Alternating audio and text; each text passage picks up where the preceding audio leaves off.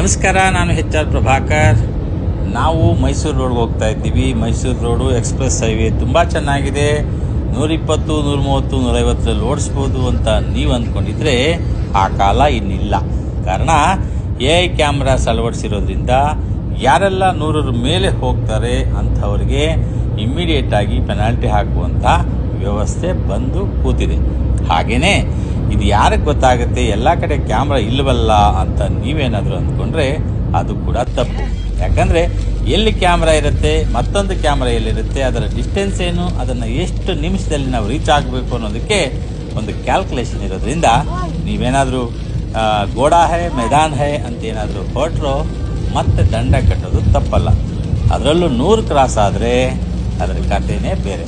ಹಾಗಾಗಿ have A safe drive and B within 100. Have a great time.